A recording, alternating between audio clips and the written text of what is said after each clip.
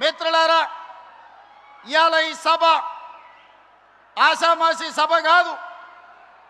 ఈ సభ పరిపాలనకు సంబంధించిన సభనే కాదు, భవిష్యత్ ప్రణాళికలను రచించుకొని తెలంగాణ రాష్ట్రం 4 కోట్ల ప్రజలు ఏ దిశగా ఏ వైపున రాబోయే శాసనసభ ఎన్నికల్లో తీర్పు ఇయ్యబోతున్నారో మిమ్మల్ని అందరినీ చూసిన తర్వాత నాకు అర్థమయ్యింది.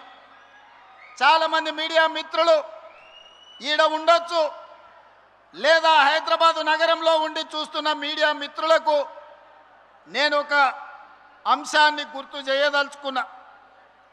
ఆనాడు జూలై 2023 నాడు ఖమ్మంలో రాహుల్ గాంధీ గారి బహిరంగ సభ, భట్టి గారి పాదయాత్ర ముగింపు, మిత్రుడు పొంగులేటి గారి కాంగ్రెస్ పార్టీలో చేరిక సభ తర్వాత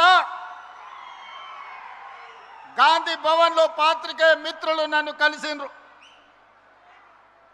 వాళ్ళతో చర్చాగోష్ఠి జరిగినప్పుడు కాంగ్రెస్ పార్టీకి ఉప ఎన్నికల్లో డిపాజిట్లు రావడం లేదు, భారతీయ జనతా పార్టీ వేగంగా వస్తుంది, బీఆర్ఎస్ కేసీఆర్ మాయ మాటలు మూటలతో ఎన్నికలకు వస్తున్నాడు, ఆ మాయ మాటలకు బీఆర్ఎస్ ఎన్నికల్లో పెట్టే మూటలను మీరు ఎట్లా తట్టుకొని ఎన్నికల్లో మీరు గెలుస్తారని నన్ను అడిగారు. ఆనాడు నేను ఒక్క మాట స్పష్టంగా చెబితే గుర్తుండదని పెద్దలు ఒక మాట చెప్పిండ్రు, సౌ బక్నా ఏక్ లిఖ్నా అని.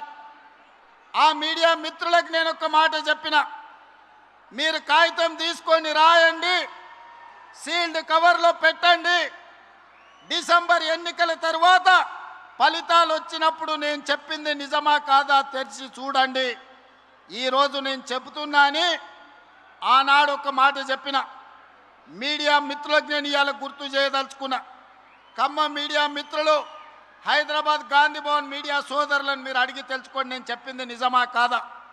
ఆనాడు నేను ఒక్క మాట చెప్పిన, రాబోయే ఎన్నికల్లో ఖమ్మం సభ చూసిన తర్వాత కాంగ్రెస్ పార్టీకి 65 ఎమ్మెల్యేలు గెలుస్తారు, సిపిఐ పార్టీ 1 సీటు గెలుస్తుంది, బీజేపీ 8 నుంచి 9 సీట్లు గెలుస్తాయి, ఎంఐఎం 7 లేక 6 సీట్లు గెలుస్తాయి, మిగిలినవి మాత్రమే కేసీఆర్ భజన పరులు గెలుస్తారని నేను చెప్పిన. డిసెంబర్ 3, 2023 నాటి ఫలితాలు 64 సీట్లు కాంగ్రెస్ పార్టీ గెలిచింది, 1 సీటు సిపిఐ గెలిచింది. కానీ ఆ తర్వాత 1 సీటు తగ్గితే ఉప ఎన్నికల్లో తెలంగాణ ప్రజలు 2 సీట్లు ఇచ్చిండ్రు. గణేష్ని కంటోన్మెంట్లో గెలిపించిండ్రు, నవీన్ యాదవ్ను జూబ్లీ హిల్స్ గెలిపించి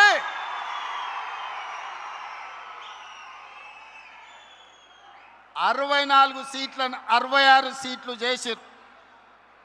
ఆనాడు నేను చెప్పిన జోస్యం, ఆ తర్వాత పార్లమెంట్ ఎన్నికలు వచ్చినప్పుడు సూటిగా చేవెళ్ళ గడ్డ మీద నుంచి సవాలు విసిరిన, కేసీఆర్ రాసి పెట్టుకో, పార్లమెంట్ ఎన్నికల్లో నీకు గుండు సున్నా, నీకు పంగనామాలు పెట్టిస్తే తెలంగాణ ప్రజలతోనని. పార్లమెంట్ ఎన్నికల్లో చెప్పింది చేసినాం, బీఆర్ఎస్కు గుండు సున్నా ఇప్పించినాం తెలంగాణ ప్రజలతోటి. సర్పంచ్ ఎన్నికల్లో 2/3 మెజారిటీ గెలుస్తామని చెప్పినాం. మున్సిపల్ ఎన్నికల్లో 85-90% గెలుస్తామని చెప్పినాం. ఆనాటి 2023 ప్రభుత్వ ఏర్పాటు నుంచి మొదలు పెడితే పార్లమెంట్ ఎన్నికలు కావచ్చు, పంచాయతీ ఎన్నికలు కావచ్చు, మున్సిపల్ ఎన్నికలు కావచ్చు, తెలంగాణ ప్రజలు కోరుకున్నదే, తెలంగాణ ప్రజల గుండె చప్పుడు ఇన్న ఈ ప్రజా ప్రభుత్వం చెప్పింది చెప్పినట్టుగా ప్రజా తీర్పుని ఇప్పించడం ద్వారా పాపాల బైరోడుని ఫామ్ హౌస్లో బంధించినాం. ఇక ఈ పశుపతికి విముక్తి లేదు, పాపాల భైరవుడు ఫామ్ హౌస్లోనే బందీ అవుతాడని చెప్పిన మా నాడు. ఇవాళ మీడియా మిత్రులారా రాసుకోండి, ఖమ్మం జిల్లా చింతకాని మండలం వేదికగా లక్షలాది మంది ఖమ్మం బిడ్డల సాక్షిగా భవిష్యత్తు చరిత్రను, జరగబోయే కురుక్షేత్రాన్ని ఈ వేదిక నుంచే నేను చెప్పదలుచుకున్నా. కౌరవ వంశాన్ని సర్వం తెలంగాణ గడ్డ మీద నుంచి తొలగించే వరకు, కౌరవ వంశం అంటే కల్వకుంట్ల కుటుంబం, ఈ కల్వకుంట్ల కుటుంబాన్ని తెలంగాణ గడ్డ మీద రాజకీయ ముఖ చిత్రం నుంచి పాతాళానికి తొక్కే వరకు కాంగ్రెస్ పార్టీ కార్యకర్తలు విశ్రమించరు, ఒక్క క్షణము రెస్ట్ తీసుకోరు అని నేను మాట ఇస్తున్నా. మీడియా మిత్రులారా, ఈనాడు కేంద్రంలో జరుగుతున్న రాజకీయ పరిణామాలు మనం చూస్తున్నాం. నరేంద్ర మోడీ, అమిత్ షా గారు మమతా బెనర్జీ పార్టీని చీల్చడం, ఆ పార్టీని చీల్చడం, ఇతర పార్టీలను లొంగదీసుకోవడం, వాళ్ళు అనుకున్న సీట్లు పెంచాలన్న బిల్లును రాబోయే పార్లమెంటులో ఎట్లయినా సరే బెదిరించైనా అదిరించైనా లొంగ తీసుకొనైనా బిల్లు ఆమోదింపు చేసుకోవడానికి సర్వశక్తులు ఒడ్డుతున్నారు. ఈ పాపంలో వాళ్ళు విజయం సాధించడానికి అవకాశం ఉంది.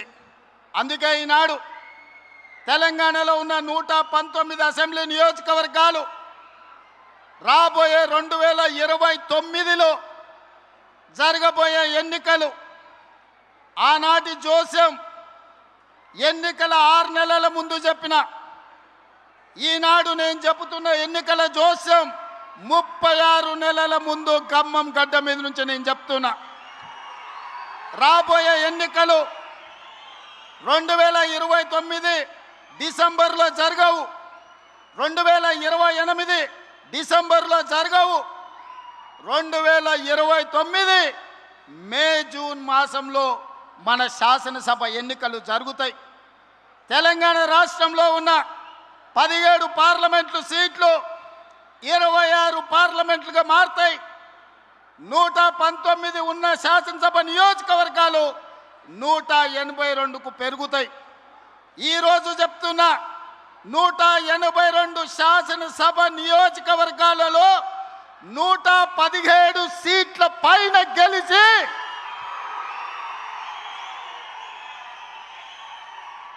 117 మీడియా మిత్రులారా రాసుకోండి, 117 అంటే 117 శాసన సభ్యులను గెలిపించుకొని రెండవసారి తెలంగాణ రాష్ట్రంలో ప్రజాపాలనను, కాంగ్రెస్ ప్రభుత్వాన్ని గెలిపిస్తాం. రాముడు మీద, భద్రాచలం రాముడు మీద ఆన, ఇది ఖమ్మం కాంగ్రెస్ కార్యకర్తల మాట.